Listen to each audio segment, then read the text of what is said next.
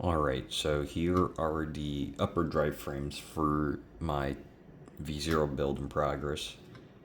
These are heavily modified tulip upper drive frames. This is the A drive, I believe, and this is the B drive that I'm still machining.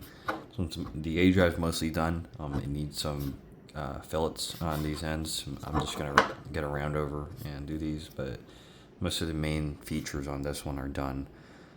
I might remake this part actually, just because you'll see in a second. Alright, so these bearings I got, these are 16 millimeter OD. They're actually pretty damn dead on, and when I got them out with a caliper, they were at 1600. So I don't know who makes these, but pretty damn good. Well, among other things, so this bearing seat right here, I bored to 16.1 millimeters. Just a little over that, we're at 16.13-ish.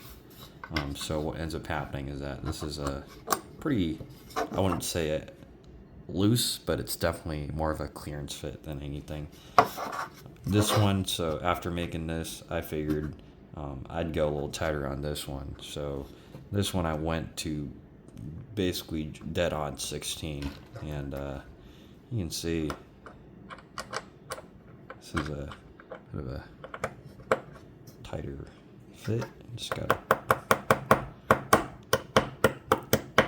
lightly tap it in there, and yeah, that's pretty much just about as good as it's gonna get without going too far and trying to shrink fit this thing. I don't think that's necessary. I think that's actually probably potentially worse. But yeah, this is looking pretty good. It's coming along nicely. I just need to put down these holes, counterbores, for the mounting points and motor mount. But otherwise, this one's coming along really nice. You can see finish quality is pretty great. My tolerance on this one has been much better. There's some quirks with making this part that I ironed out on my second try, and turned out great. I might actually end up remaking the A drive just because, I want to be perfect. Not that a variation of 0.15 millimeters is going to make a difference in print quality. No, but it's a difference between great machining work and machining work, right? So yeah, you can see that it might not show up on camera actually, but when I put a micrometer on these, so the chamfer makes it, the filed edges really, it's not really actual chamfer, but the edges being broken make it a little harder to see. But the A drive frame that I finished here is actually slightly undersized in the Z here. I machined it like this orientation, my Z setting. I did a couple different operations. I had to come back to this part multiple times, so I did multiple setups on this. So I lost Z, I had to reset Z. So what ended up happening was that this thickness right here is just about 0.1 millimeters undersized. This is supposed to be a 7.5 millimeter thick plate. Not plate, but whatever. Anyway, this is supposed to be 7.5. It's when I measured it, I got around 7.36. So not the greatest.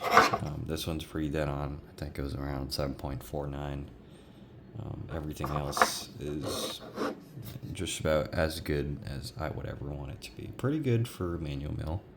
We're not doing this on a CNC. We're doing this all manually.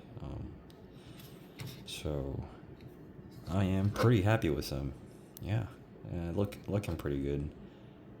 Obviously, I'm not worried about these parts falling apart. The only really sort of iffy part was doing this stepped bore right here. So to hold the bearings, Teal Design has it so that there is a slight shoulder or step at the bottom of this bearing seat, and that holds the bearing in. It's not too optimal, in that machining this is a bit of a pain, but it's worked out, so I am not angry about it. And it looks pretty good. I can't complain. This one is definitely a keeper, unless I really screw up and mess up one of these holes, but should be pretty relatively pain-free operation there. Yep, looks good. Let's see progress update.